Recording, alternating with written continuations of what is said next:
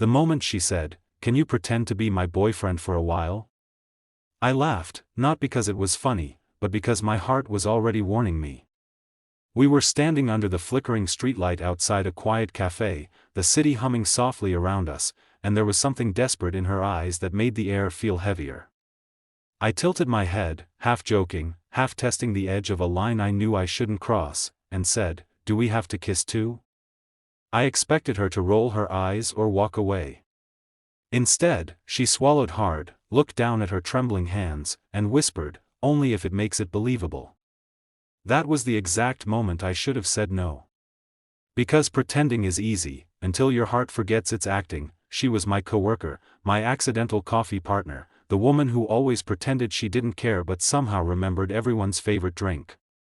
Her name was Era, and behind her calm smile was a storm she never talked about.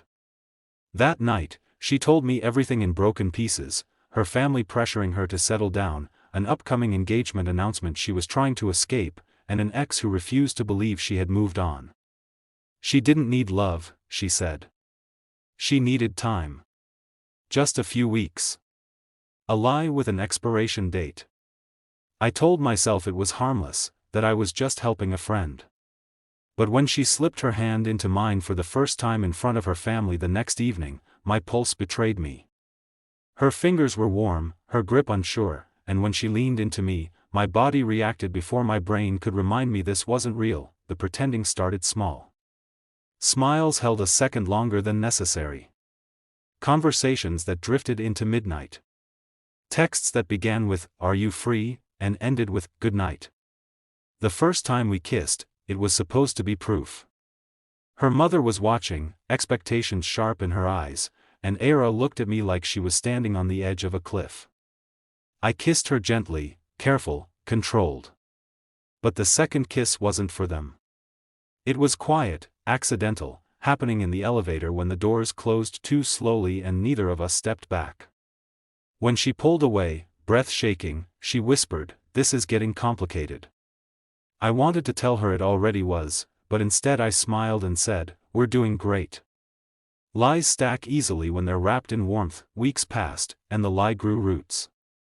I learned the way she laughed when she forgot to guard herself, the way she went silent when old wounds surfaced, the way she reached for my sleeve when she was overwhelmed. She started relying on me not just in public, but in private moments too, after arguments with her parents, after nightmares she wouldn't explain, after seeing her ex across the street one evening and freezing like time had stopped. I held her then, no audience, no pretending, and she cried into my chest like it was the safest place she knew. That night, as she slept beside me on opposite ends of the couch, I realized something terrifying. I wasn't acting anymore. And worse. I didn't know if she was either. I thought the hardest part would be falling in love with someone who asked me to pretend. I was wrong. The hardest part was realizing she was pretending not to fall for me too. The night everything began to unravel, she asked me to come with her to a family gathering that would end everything. Her voice sounded steady, but her eyes kept avoiding mine. On the drive there, silence filled the car, heavy and loud. When we arrived, her ex was there, confident, smug, certain he still had a place in her life. I felt like a prop suddenly aware of his role. During dinner, Era's father asked about our future, marriage, plans, commitment. The question hung in the air, sharp and unforgiving. I looked at her, waiting for the signal, the script. She froze. Seconds passed. Then she laughed nervously and said, "We're just taking things slow." Something cracked inside me. Because that wasn't the lie we agreed on. That was uncertainty. And uncertainty hurts more than rejection. Later that night, outside under the same streetlight where it all began, I finally asked the question I had been avoiding. "When does this end?" She didn't answer immediately.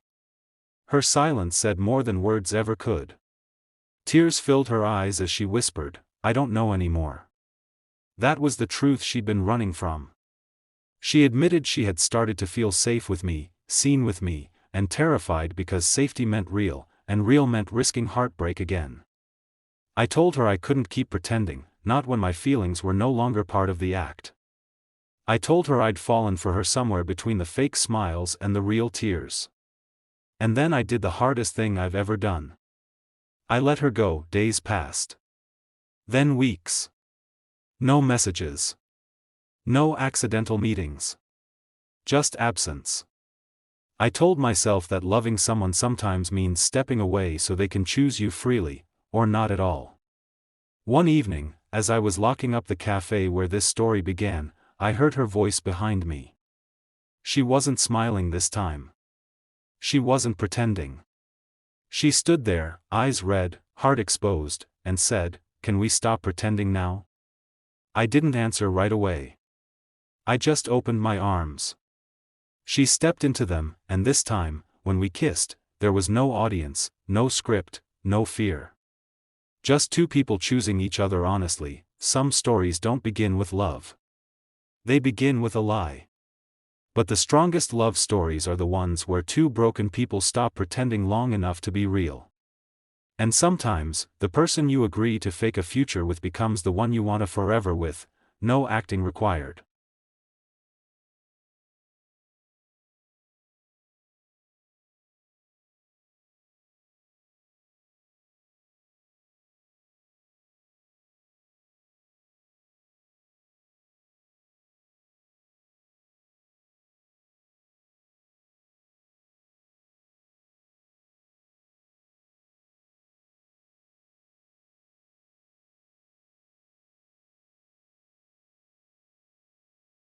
But a crisis of belief.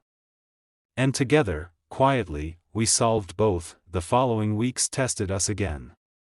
An investor tried to undermine her authority, subtly questioning her composure and judgment. I watched as she stood her ground, not with anger, but with clarity. When the meeting ended, she didn't celebrate. She simply nodded, as if closing a chapter. Later, she told me that confidence doesn't come from never falling apart, but from knowing you can stand back up without losing yourself. Our connection never crossed lines, yet it changed everything. Respect deepened. Trust strengthened. She began encouraging a culture where asking for help wasn't weakness, but wisdom. Employees noticed. The workplace softened without losing strength.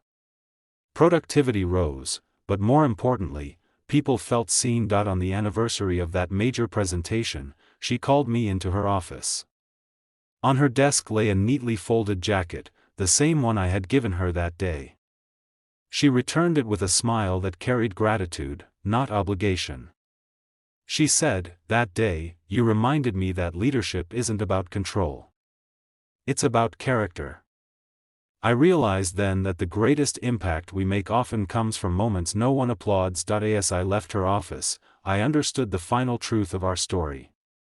Life will test you with awkward moments, fragile seconds, and unexpected choices. You won't always be judged by what you achieve, but by how you treat someone when they are vulnerable. Stay till the end of moments like those. Choose respect over curiosity. Integrity over impulse. Because sometimes, the smallest tear reveals the strongest values. I didn't realize how much that moment had changed me until the day everything went wrong again, and this time, there was no jacket to offer, no quick fix, only a choice that would define who we both were becoming. The crisis hit without warning. A leaked internal document spread online, twisted out of context, and by morning the company's name was everywhere for the wrong reasons. News vans parked outside. Share prices dipped. Employees whispered. For the first time since I'd known her, the CEO looked shaken in public. Not weak, just human. Watching her stand before the media, calm but visibly tired, I felt the same pull I had felt that day in her office, the instinct to protect dignity when it mattered most. Behind closed doors, pressure mounted. The board wanted quick decisions. Advisors pushed for damage control that felt more like denial than truth. She listened to everyone, then asked the room to clear, except me. That alone told me how far trust had grown. She asked a simple question, one that carried enormous weight: if I tell the full truth, will it destroy what we've built? I didn't answer quickly.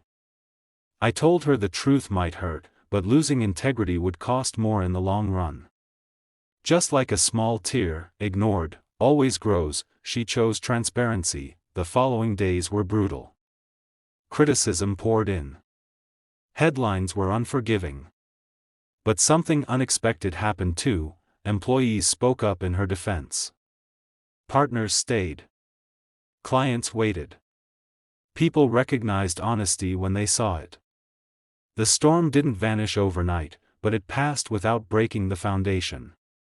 And when it was over, the company didn't just survive, it matured. One quiet evening after the crisis, she thanked me again, but this time differently. She said I'd never once tried to be a hero. I had simply shown up, consistently, respectfully, when things were uncomfortable. She said that was rarer than brilliance. Rarer than ambition. In that moment, I understood the deeper hook of this entire journey. The real power isn't in fixing problems, it's in becoming someone others can rely on when problems appear. Months later, I watched her from the back of a packed auditorium as she delivered a keynote on leadership. She spoke about resilience, about trust, about the unseen moments that shape a person more than public victories. I knew she wasn't talking about scandals or success. She was talking about moments like a torn skirt, a quiet office, a choice to look away when the world tempts you to stare, and as the audience rose in applause, I realized the final lesson this story leaves behind. Life won't always test you with dramatic battles. Sometimes it will test you with a whisper, an awkward pause, a chance to cross a line, or to guard one. Stay till the end of moments like that. Because character is built there. And when everything else tears, it's character that holds.